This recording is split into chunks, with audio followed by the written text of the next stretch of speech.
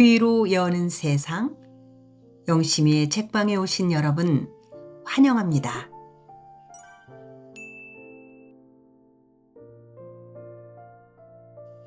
우리는 한승원님의 동학제 제2권을 함께하고 있습니다. 지난 6편에서는 고참봉의 아들 고일평의 아내는 대를 잇기 위해서 종놈 평산이와 합방을 하게 되는데요. 남편인 고일평과는 달리 풀처럼 풋풋하고 참나무 줄기처럼 단단한 종 평산이에게 쏙 빠져서 헤어나질 못하고 있습니다. 서자인 고이철은 아버지 고참봉을 처단하기 위해서 종 악산이를 포섭하려고 하지만 눈치 빠른 악산이는 이를 역이용해서 공리애를 얻을 계책을 궁리하고 있습니다. 또 고이철은 홍순서를 찾아가지요. 아버지 고참봉의 비리에 대해서 왜 일어나지 않느냐고 분개를 하면서 자신의 속내는 드러내지 못하고 돌아서는데 과연 이 이야기를 어떻게 끌고 갈지 함께 들어가 봅니다.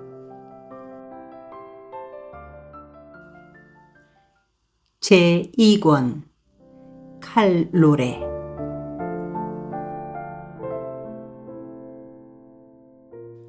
고참봉이 그럴 리도 없지만 설사 그쪽에서 매파를 넣어 순실히 하고 고이철이 혼례를 하게 하자고 청한다 할지라도 홍순서가 완강히 반대를 할 것이라고 생각했다. 아득한 무력감이 그를 엄습했다. 그는 안간 힘을 쓰면서 말을 이었다. 바우각 씨가 시방 어디서 일을 당하고 있는지 아십니까? 내가 홍순서에게 이 말을 하여 어쩌자는 것인가? 이바우한테 이 말을 해주지 않고 왜 홍순서에게 말하고 있는가? 고이철은 울분을 토하듯이 말을 이었다. 홍집강 어른이나 이공빈 지역부가 그 울력을 하러 나오지 않는다고 참봉이 얼마나 이를 갈고 있는지 아십니까? 그는 홍순서가 매우 고집이 세고 둔박하다고 생각했다. 참봉이 언젠가는 디딜방아를 빙자해가지고 도인들을 한 그물에 싸잡을 것입니다. 지금 고분고분 울력을 잘하는 사람들만 놔두고 뻣뻣하게 구는 사람들은 무슨 관청에 발굴을 할지도 모릅니다. 그 일에는 어떻게 대처할 상이십니까? 그러한 기미를 알고 계시긴 아십니까? 참봉이 지금 외놈 장사꾼들하고 짜고 밀무역을 하려고 하고 있다는 것을 아십니까? 바우각 씨를 지금 그 장사꾼 외놈 방에 몰아넣었다는 것을 아십니까? 고이철은 홍순서를 노려보았다. 홍순서는 별 총총한 하늘을 쳐다보고만 있었다. 감각이 없는 사람 같았다. 내가 이 사람을 왜 만나러 왔을까? 이 사람은 왜 아무런 반응을 보이지 않을까?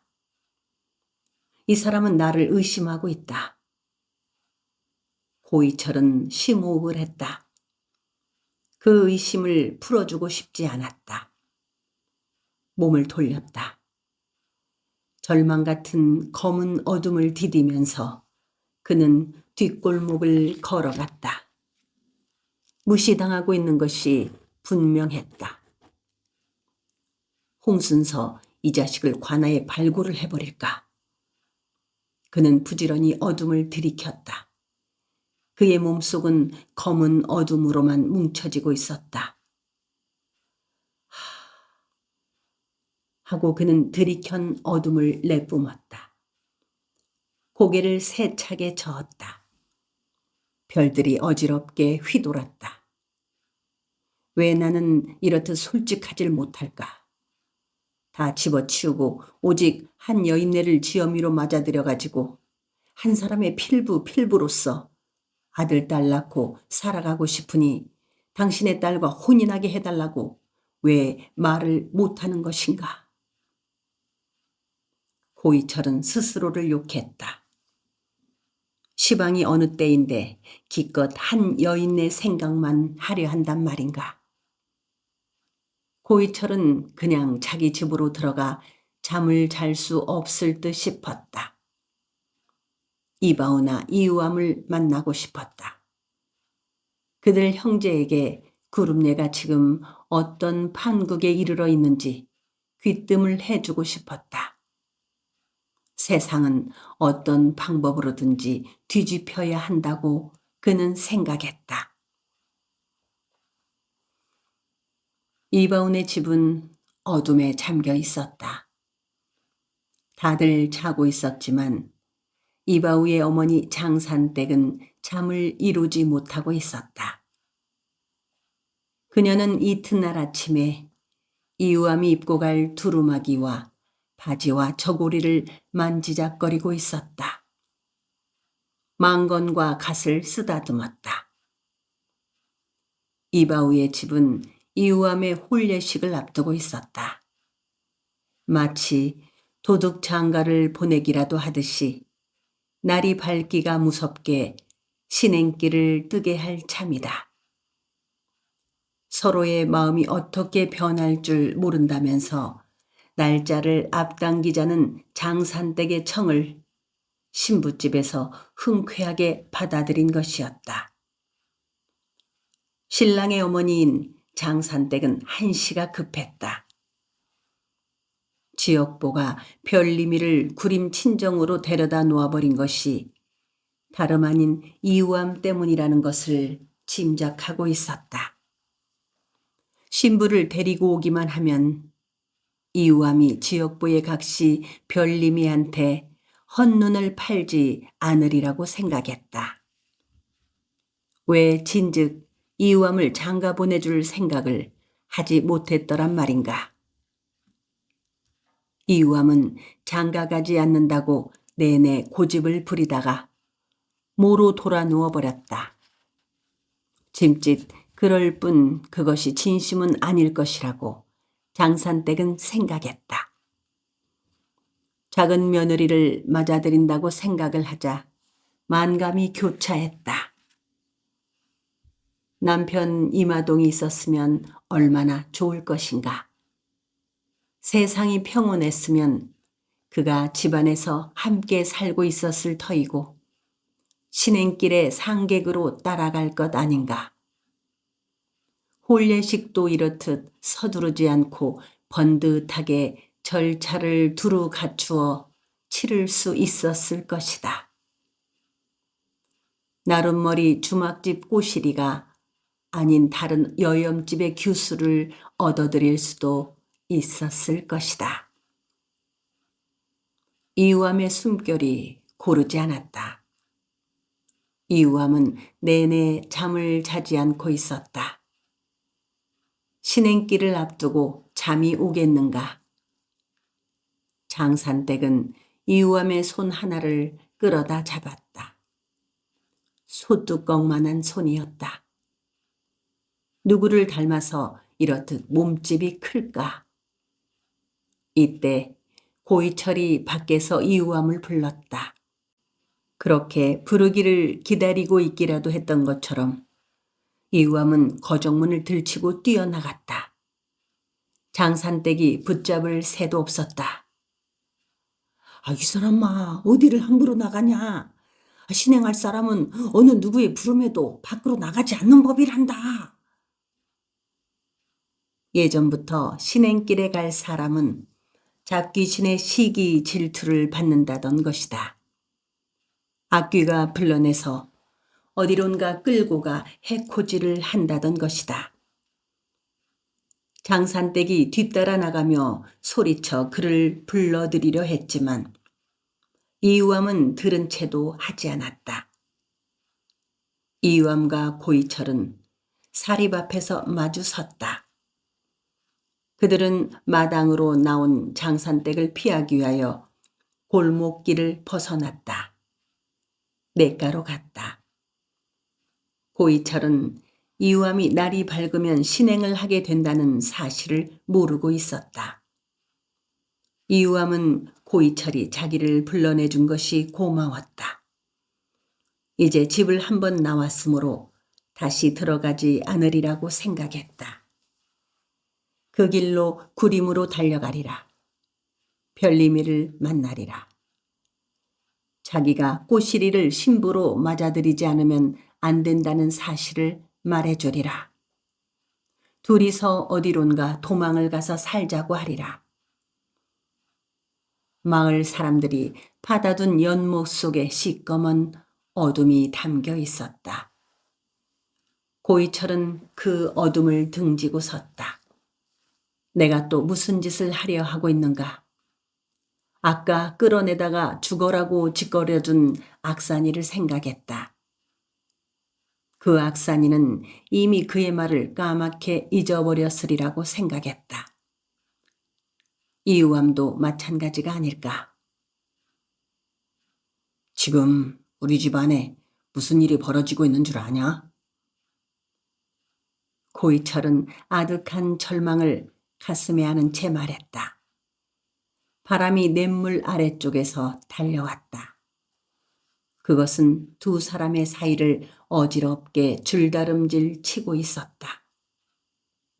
이유함은 고이철의 말에 대꾸를 하려 하지 않고 이때껏 자기가 하려고 별려온 말을 내뱉었다. 그것을 아랑곳할 형편이 아닙니다. 불러내 주어서 고맙습니다. 저는 이 길로 구림에 갈 참이요. 집에 죽치고 누워있다가는 내일 날이 밝는 대로 어찌할 수 없이 꼬실이라는 년한테 장가를 가지 않을 수가 없게 될 것이오. 장가를 가고 나면 저는 아마 하루도 못 살고 말라 죽고 말 것입니다. 무슨 소리를 하고 있는 거야? 고이철은 어안이 벙벙했다.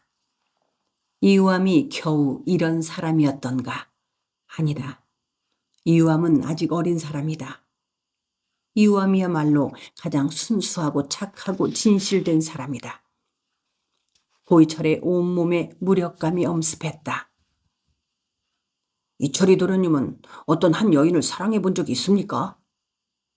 사랑이라는 것이 고통이라는 것을 이해할 수 있으십니까? 세상살이의 그 어떤 일도 그 한 여인을 생각하는 일 앞에서는 하잘것없는 일이라는 것을 이해할 수 있으십니까요? 한 여인을 죽을 만큼 생각해 보지 않은 사람이 저의 이 아픈 심정을 어떻게 헤아릴 수 있기는 하겠습니까?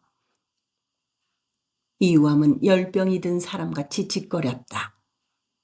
그래 하고 고이철은 속으로 중얼거렸다. 나는 너의 순수와 솔직함이 부럽다. 냇물 소리가 그들의 심사를 휘저어댔다. 별들이 정자의 추녀 끝에서 송알거렸다. 냇물 아래쪽에서 더 세찬 검은 바람이 달려왔다. 나룻머리 주막집 딸 꼬시리한테 장가가는 일 정말로 싫습니다. 그 여자가 주막집 딸이기 때문에 싫다는 것이 아닙니다. 이유함은 몸을 돌렸다. 냇뚝을 타고 한제 쪽으로 나아갔다. 고이철은 이유함을 향해 그래서는 안 된다고 소리쳐 말했다. 이유함은 아랑곳하지 않았다. 나 별님이 그 여자 데리고 올 것이오. 데리고 와서 지역부하고 아주 결판을 낼 것이구만요. 고이철은 멍청이 이유함의 뒷모습만 보고 있었다.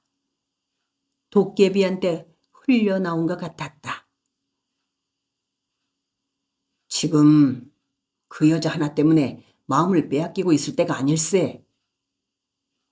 그는 이렇게 소리쳐 말하고 싶었다. 이 사람아, 자네가 그렇게 하면 지역부는 어떻게 되겠는가? 이유함은 말없이 어둠 속으로 묻혀버렸다. 이유함을 삼킨 어둠을 향한 채 고이철은 한 여자의 얼굴을 떠올렸다. 홍순실이었다. 사랑에는 반드시 저러한 용기가 동반되지 않으면 안 된다. 가슴이 쓰라렸다. 그는 혀를 아프게 물었다. 양반의 기. 악산이는 발소리를 죽이면서 고참봉이 들어있는 사랑방문 앞으로 나아가 엎드렸다. 그는 몸을 떨고 있었다. 고참봉의 품에는 공례의 알몸이 들어있었다. 악산이는 공례의 어린 알몸을 생각하자 기가 막혔다. 고참봉은 늑대처럼 어린 공례의 몸에 상처를 내고 있는 것이었다. 나으리. 악산이는 떨리는 목소리로 고참봉을 불렀다. 마당에는 깊은 어둠이 담겨 있었다. 꼭두 새벽이었다. 겨우 큰 동네에서 닭 한 마리가 울었을 뿐이었다. 삼남한상이 모두 단잠을 자고 있었다. 물론 고참봉도 깊은 잠에 빠져 있었다. 공례는 상처를 입은 어린 암사스처럼 슬피 울다가 잠이 들었다. 악산이는 잠을 한숨도 이루지 못했다. 내내 공례의 깊은 상처를 생각하고 또 생각했다. 생각 같아서는 식칼을 들고 고참봉의 방으로 뛰어들고 싶었다. 고참봉의 가슴에 칼을 꽂아주고 싶었다. 공례를 이끌고 어디론가 도망을 가고 싶었다. 이를 물고 참았다. 참고 견디어내면 언젠가는 공례가 그의 품속으로 들어오게 될 것이라고 생각했다. 장산이와 덕산이도 끝까지 참고 기다려서 각기 작은 년이와 잘수기를 아내로 맞은 것이었다. 평산이도 그렇듯 참은 결과 머지않아 가운례를 차지하게 되는 것이었다. 종의 딸은 사람의 딸이 아니었다. 고참봉이 키우는 집짐승같이 참봉의 소유인 것이었다. 집짐승을 잡아먹고 싶으면 잡아먹고 누구한테인가 팔고 싶으면 팔고 거저 주고 싶으면 거저 주어버리듯 자기네 집 종의 딸도 그렇게 할 수 있는 것이었다. 자기네 종의 딸은 자기 재산의 일부인 것이었다. 고참봉의 종인 악산이 자신도 마찬가지였다. 그가 공례를 아내로 맡고 싶다는 말을 고참봉한테 할 수 없었다. 공례를 각시로 맡고 싶으면 고참봉한테 열심히 충성을 하는 길뿐이었다. 공례의 동생 부산예가 11살이었다. 부산예가 15살이 되기만 하면 고참봉은 공례를 물리치고 대신에 부산예를 취할 터였다. 그때의 고참봉은 공례하고 악산이를 짝지어 줄 것이었다. 고참봉에게 애끓는 충성을 바치기 위하여 그는 닭이 울기를 기다렸다. 고참봉이 공례를 품고 자는 사랑방 문 앞으로 감히 나아가 단잠을 깨울 핑계가 넉넉하다고 그는 생각했다. 그 중대한 사건을 참봉한테 귀뜸해 주자고 작정을 했다. 그의 고자질로 말미암아 어느 놈이 어떻게 당하건 그가 상관할 일이 아니었다. 아무도 그의 고자질을 하는 것을 보고 듣는 사람 없는 이 꼭두 새벽이 안성맞춤이었다. 고참봉은 어슴푸레한 의식 속에서 누군가가 자기를 부르는 소리를 들었다. 벌써 날이 밝았을까? 그의 품속에는 갓간 병아리같이 부드러운 공예의 알몸이 들어 있었다. 간밤에 그는 연계 같은 공예를 제물로 삼아 그의 길을 한 차례 시험해 보았던 것이다.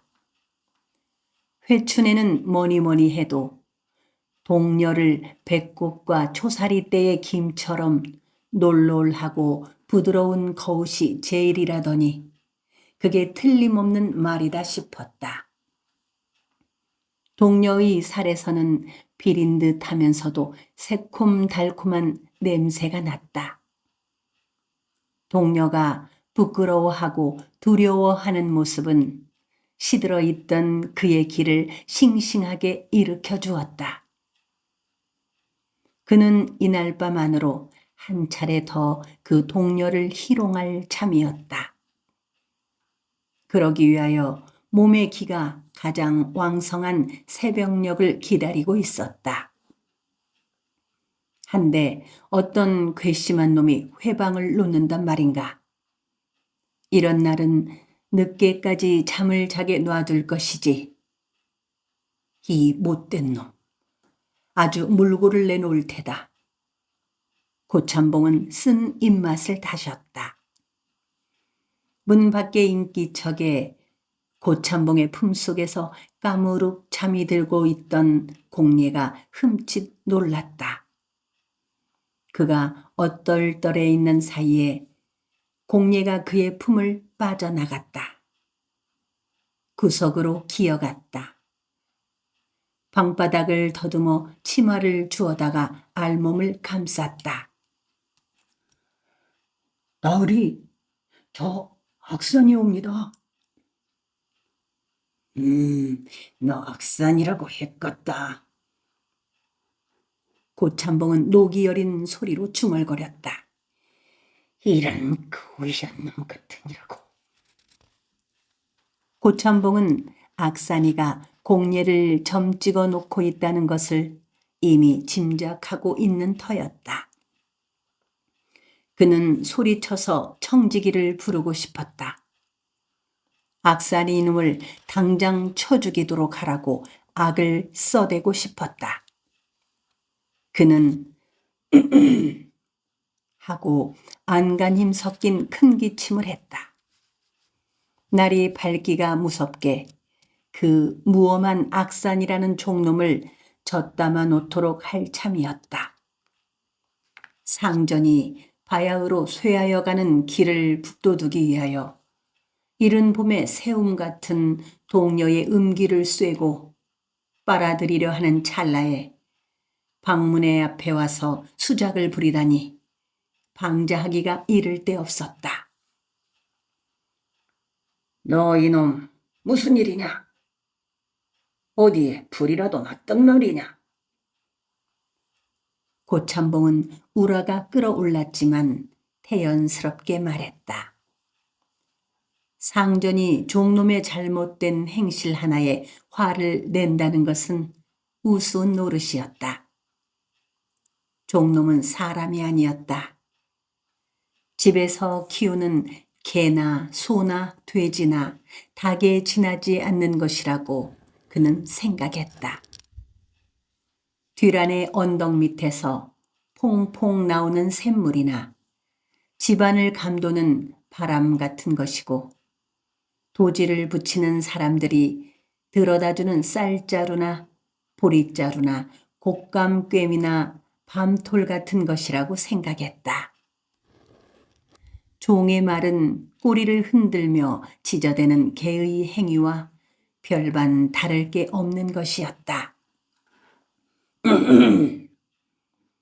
하고 고참봉은 큰 기침을 했다.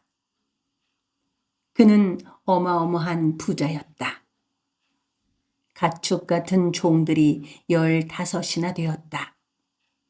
그것들은 자꾸 새끼를 쳤다.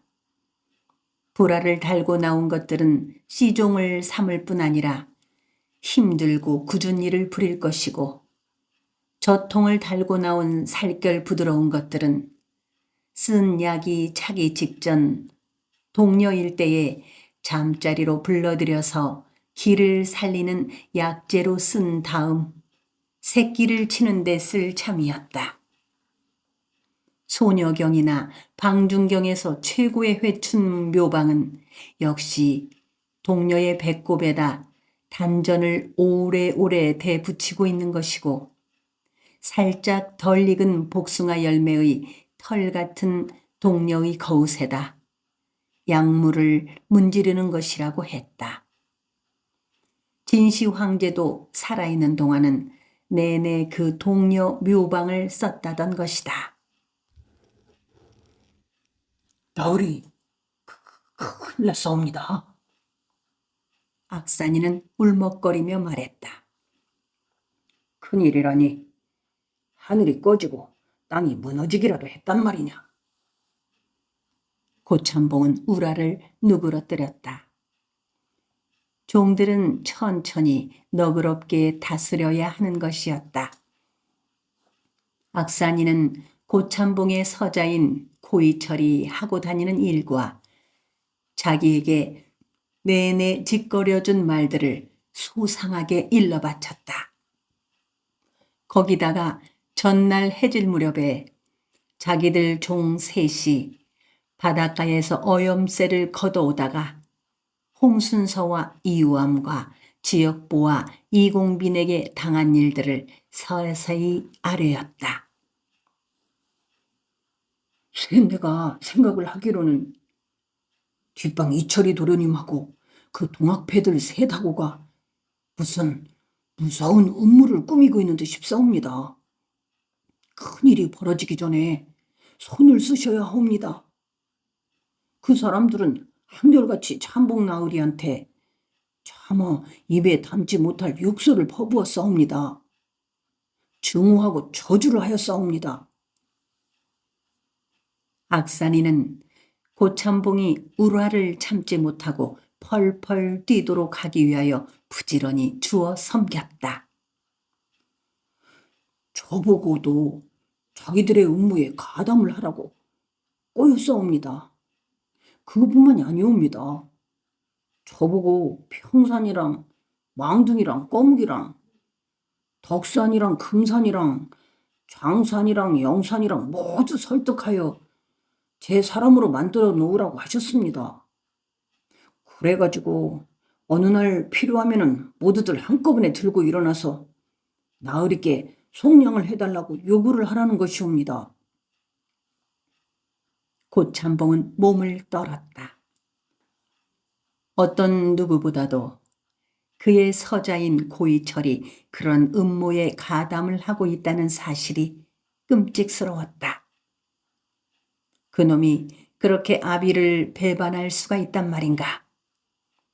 고참봉은 그놈이 향교에 입교할 수 있게 해놓고 은밀하게 제 어미 연씨하고 먹고 살아갈 계책을 세워놓고 있었다.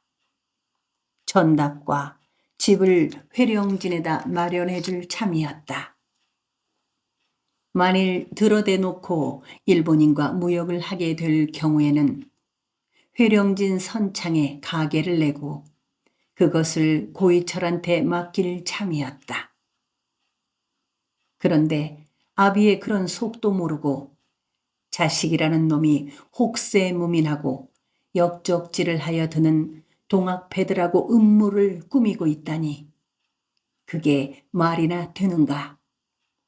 저를 낳아준 아비를 죽이려 들다니 그런 극악무도한 놈이 어디 있는가. 그렇지만 고참봉은 참았다. 아니, 무엇이 어쩌고 어째? 그런 욕실을 할 놈들이. 이 말을 뱉으려다 꿀꺽 삼켰다. 종놈의 말을 고지곧대로 믿어서는 안 된다고 그는 생각했다. 먼저 그렇게 고자질을 하는 이놈의 저희를 캐내지 않으면 안 되는 것이었다.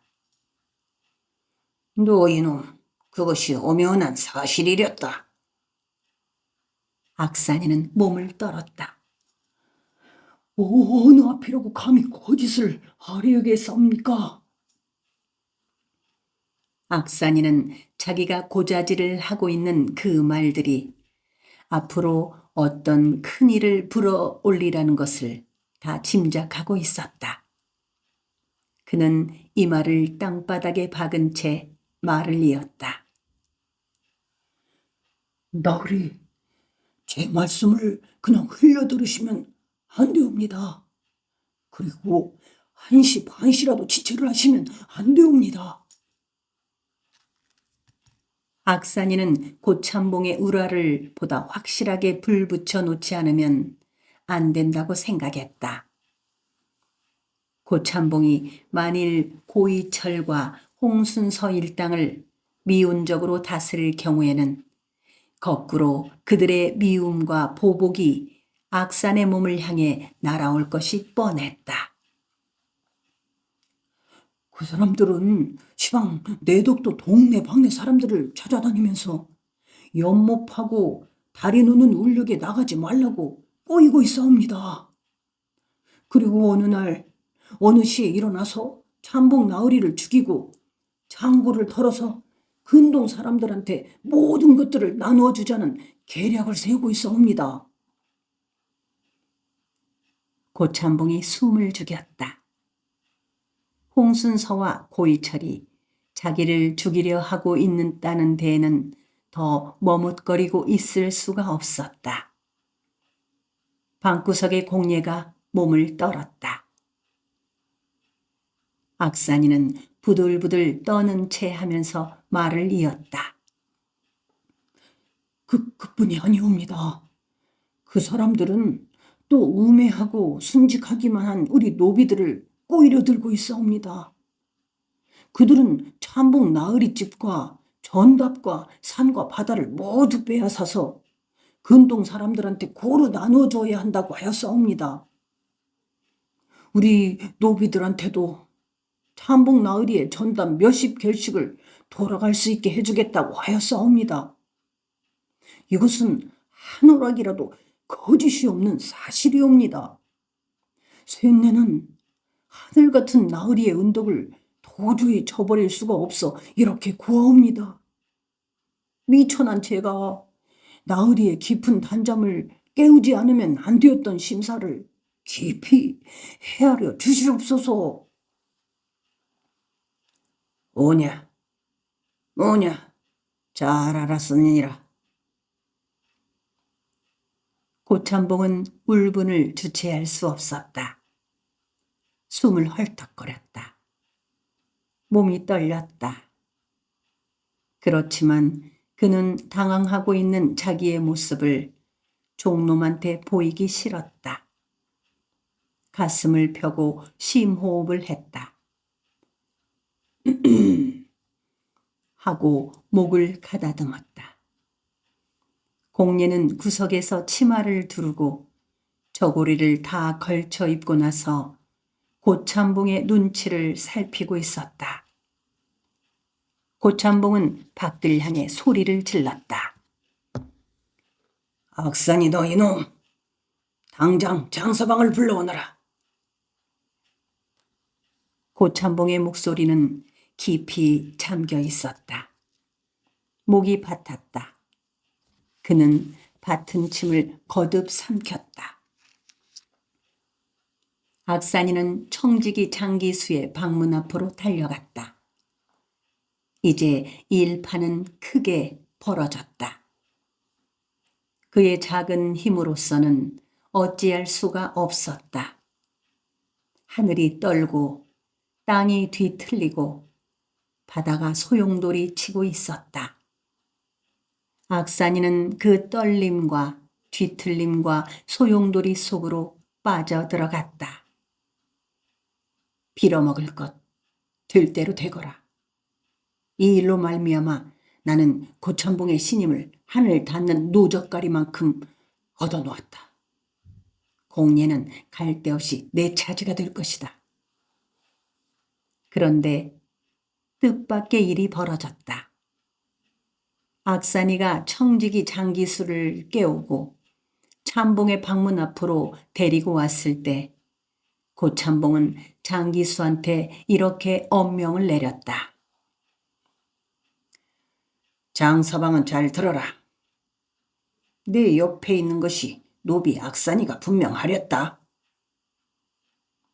장기수가 그렇다고 하자 고참봉은 소리쳐 말했다. 자고로 종놈의 머리에 먹물이 들면 백여우보다 더 간사한 꾀가 생긴다고 했고, 상전 알기를 우습게 알고 돈 괴짝과 상전의 마누라와 첩과 딸의 치맛말 속에서 손을 집어넣는다고 했느니라. 악산이는 경악했다.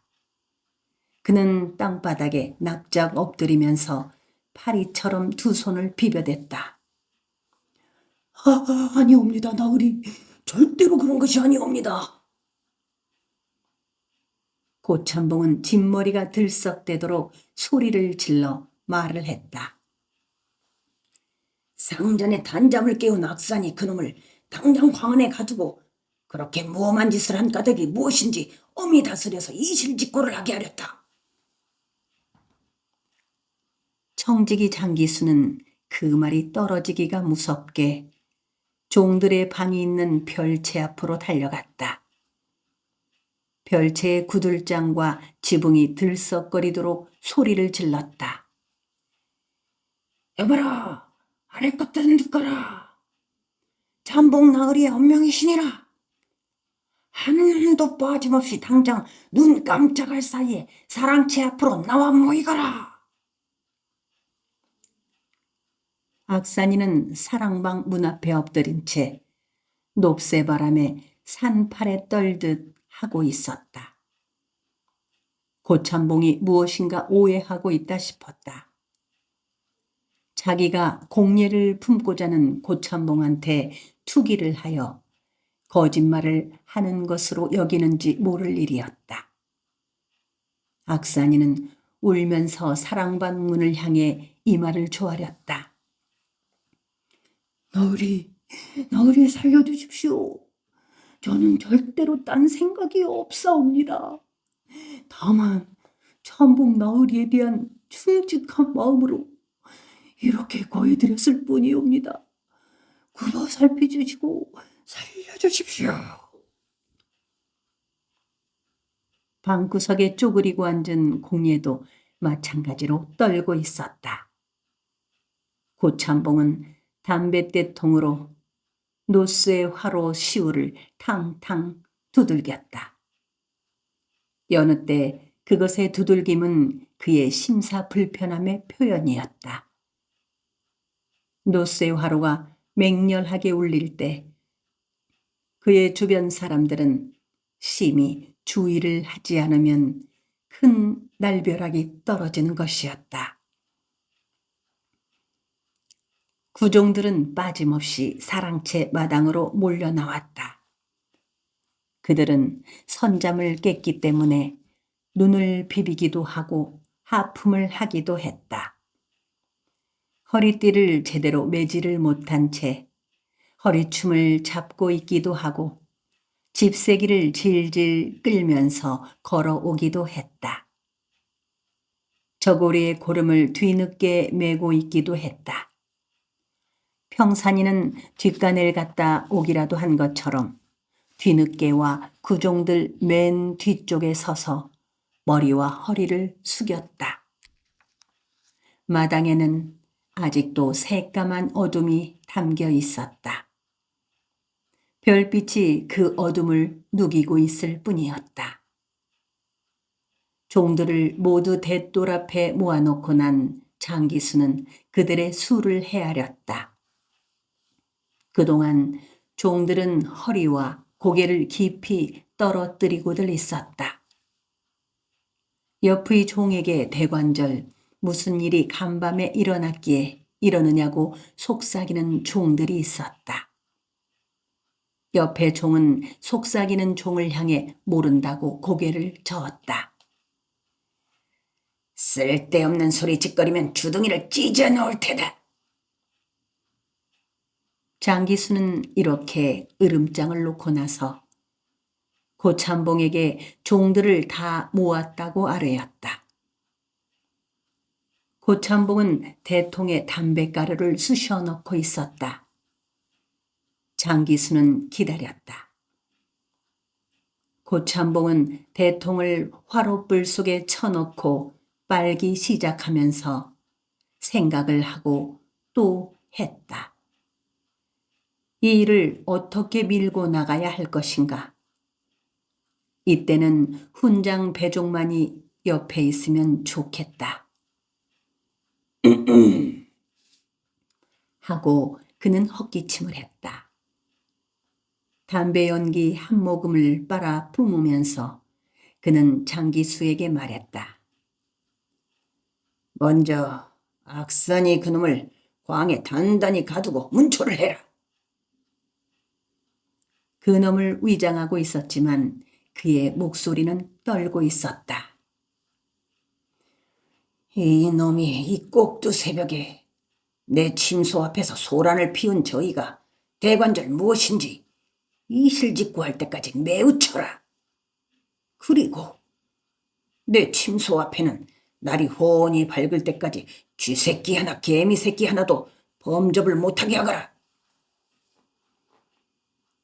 악산이는 땅바닥에 납작 엎드린 채 살려달라고 애원했다.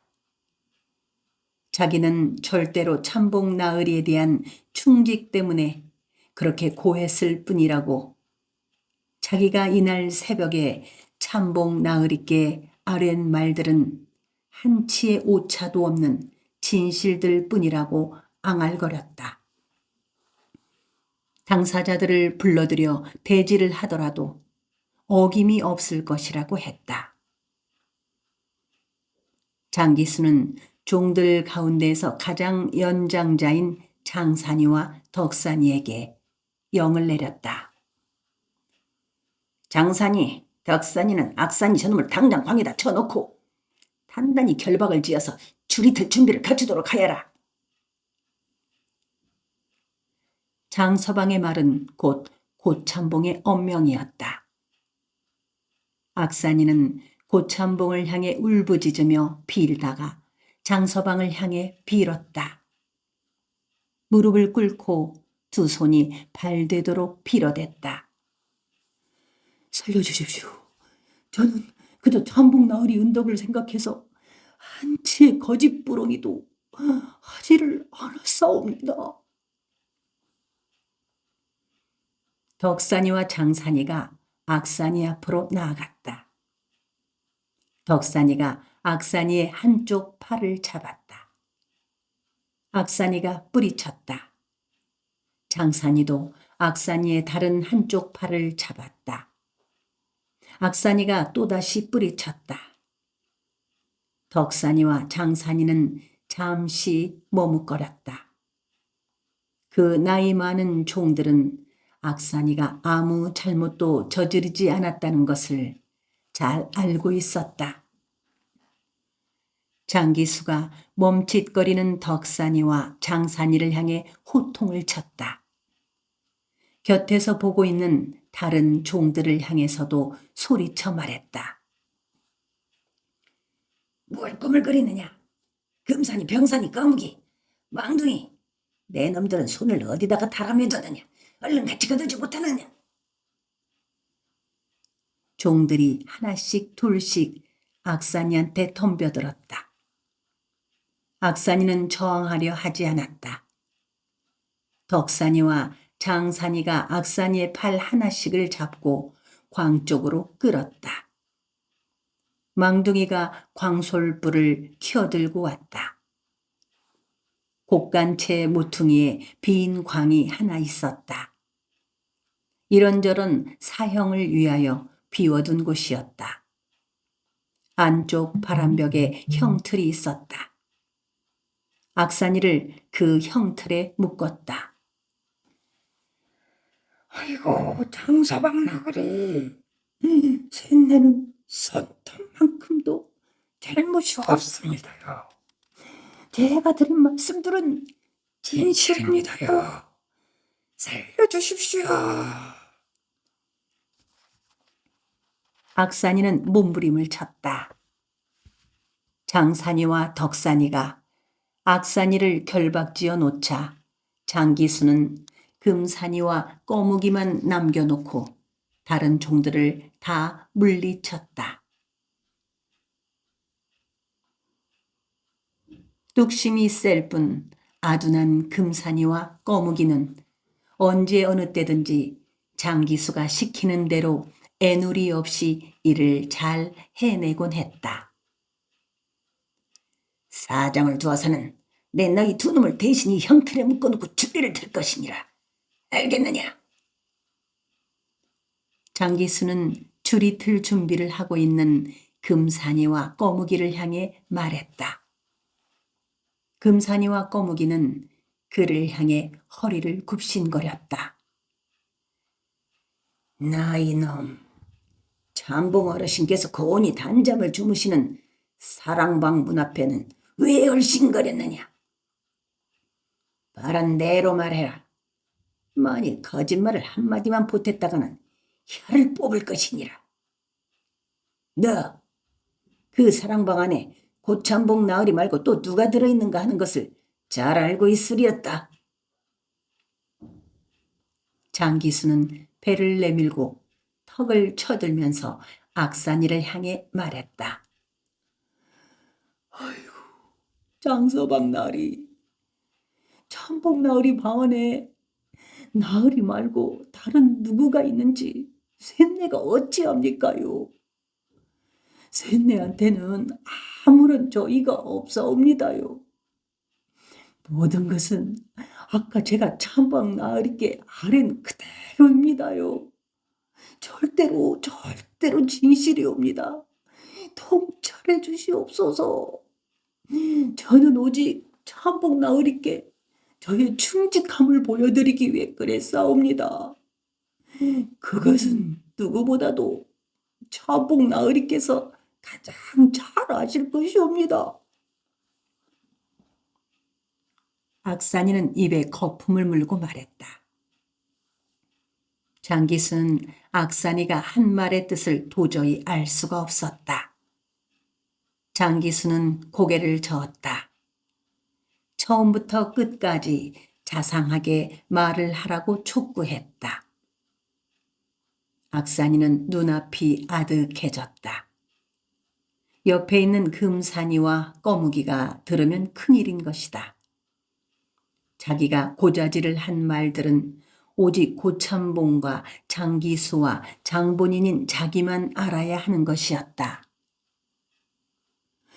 아이고, 서방 나으리, 그럼 이실직고 하겠사옵니다. 그럴 테니까 죄송하옵니다마는 금산이하고 꺼묵이하고를 잠깐 물리쳐 주십시오. 장기수는 악산이를 비웃었다. 종놈의 주제에 동료 종들한테 숨기려고 하는 것이 있다니. 그게 무엇인지를 묻기 전에 이놈의 거만스러움부터 다스려 놓아야 한다고 생각했다. 고참봉이 악산이를 광에 가두고 사형을 가하라고 한 것도 그 거만스러움을 다스리라는 뜻일 터였다. 너 이놈, 고참봉 나으리한테 아랠 일이 있거든. 이놈아, 마땅히 순서를 밟아야 할 일이거늘. 감히 이놈아, 참봉 나으리께서 곤히 주무시고 계시는 방문 앞을 함부로 얼씬거리면서 놀라게 해? 너 이놈, 양반님네 침소를 기웃거린 죄, 양반을 놀라게 하고 회롱한 죄는 죽어야 마땅한 벌이다. 하고 나서 장기수는 금산이와 꺼묵이한테 엄명을 했다. 이놈의 두 다리뼈들이 서투른 불목하니가 패놓은 장작쪽처럼 부스러질 때까지 추리를 틀어라. 장기수는 악산이가 괘씸하기 이를 데 없었다.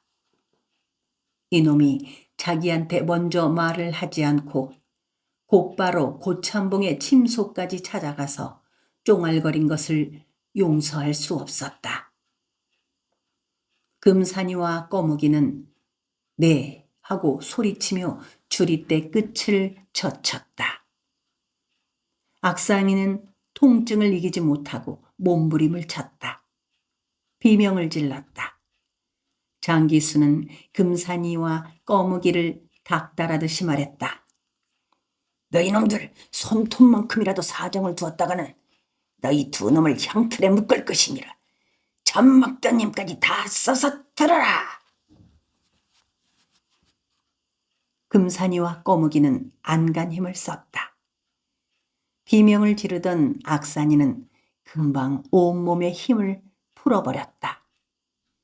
혼절한 것이었다. 약삭 빠른 이놈이 꾀를 쓰고 있는지도 모른다고 장기수는 생각했다. 장기수는 금산이로 하여금 물을 떠다가 악산이 얼굴에 끼얹게 했다. 악산이는 다시 깨어났다. 악산이의 기절한 모습을 내려다보고 있는 꺼무기와 금산이는 진저리를 쳤다. 광솔불을 잡은 망둥이의 손도 하늘하늘 떨고 있었다. 이 자리에서 죽지 않으려거든 바른 대로 말을 해라. 장기수가 소리쳤다. 나으리, 제가 참복 나으리께 아랠 말씀들은 한치의 오차도 없는 진실이옵니다. 저는 절대로 참복 나으리 방에 있는 공예 때문에 침소 문 앞에서 얼씬거린 것이 아니옵니다. 이것이 거짓말이라면 저 죽어서 다시 종으로 태어나도 좋고, 만일 제 자손이 어디서 어떻게 태어난다면 3대, 4대 대대로 종지를 해도 좋사옵니다. 악산이는 울면서 말했다. 장기수는 답답했다.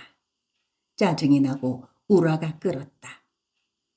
악산이가 참봉 앞에서 한 말들을 자기한테 털어놓기를 꺼리고 있는 것이었다. 그러니까 이놈아, 내 놈이 참봉 어른한테 아랠 말들이 대관절 어떤 것들인지 내 앞에서 그대로 말을 해보란 말이다. 정서방 나으리, 그럼 망둑이랑 꼬북이랑 금산이랑을 물리쳐 주십시오.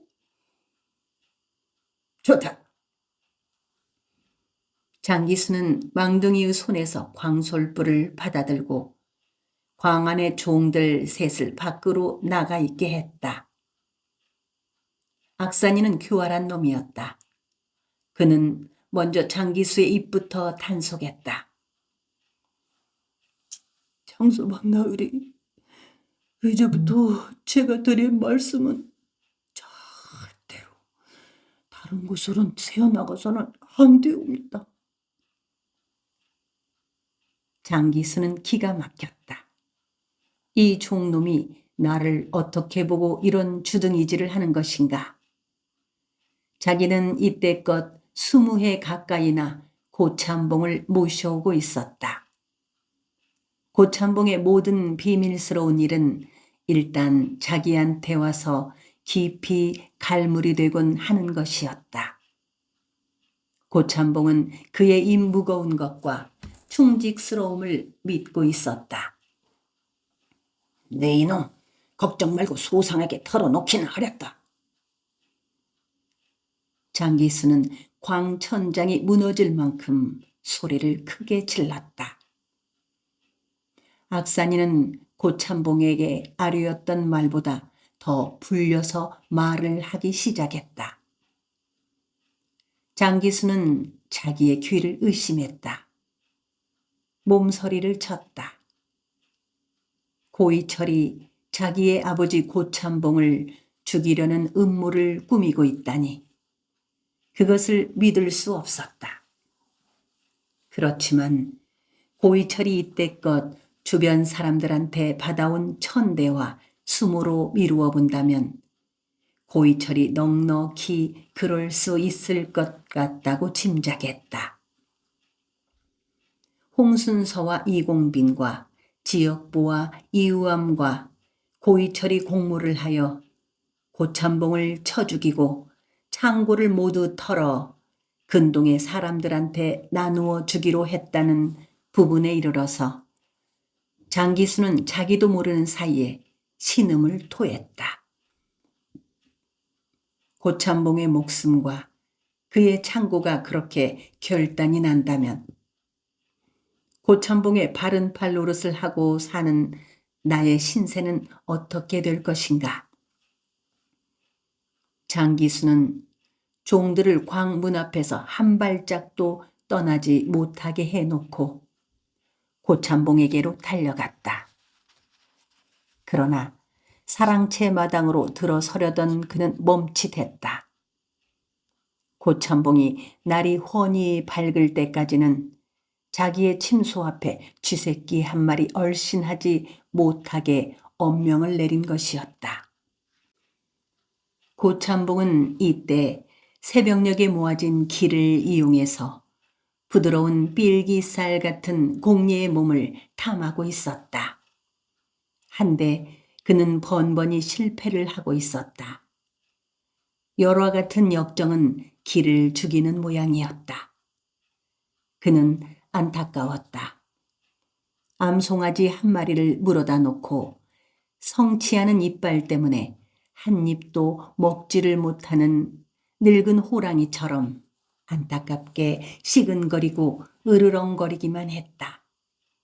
그 쳐죽일 악산이 놈이 이를 그르쳤다. 그는 공예의 알몸 여기저기에 혀끝을 대보면서 이를 갈았다. 그의 약물은 끝내 그의 의지를 배반하고 거역하고만 있었다. 끝내 그는 문 밖을 향해 악을 썼다. 걔 아무도 없느냐? 사랑방 마당귀에서 머뭇거리던 청지기 장기수가 내달았다. 장기수가 악산이에게서 들은 말들을 뱉어내기도 전에 고참봉이 고함치듯이 말을 했다. 벌거벗고 공예의 알몸을 끌어안은 채였다. 악을 써대는 그의 수염들은 하늘거렸다. 악산이 그놈을 반송장으로 만들어 놓고 뒤채에 가서 이철인가 그 역정놈인가를 당장 끌어오너라. 광에 있는 놈하고 대지를 시켜봐라. 악산이 그놈이 한 말들이 어김없는 사실인지 분명하게 밝히도록 하여라. 장기수는 전에도 고이철을 고참봉의 명령에 따라 광에 가둔 적이 있었다. 종들 가운데서 똑똑하다 싶은 덕산이에게 평산이와 힘이 장사인 금산이를 붙여주고 고이철을 붙들어 오게 하면서 장기수는 그들에게 당부를 했다. 절대로 소란스럽지 않도록 해라. 귀신도 모르게 하여야 하느니라. 고이철은 종들이 그를 붙잡으러 올 줄 알고 있었다. 악산이가 고자질을 하리라고 그는 생각하고 있었다. 날이 부옇게 밝아지고 있었다. 마당에는 물빛에 묽은 어둠이 담겨 있었다. 덕산이가 도련님 하고 부르자마자 고이철은 방문을 열고 나왔다. 아버지인 고참봉하고 한 차례 맞대가리를 하지 않으면 안 된다고 고이철은 생각했다. 그가 대돌로 내려서자 금산이와 평산이가 그의 발 하나씩을 붙잡으려고 했지만 그는 그들을 뿌리쳤다. 그때 옆방에서 반달이라는 벼로를 가진 그의 어머니 연씨가 달려나왔다.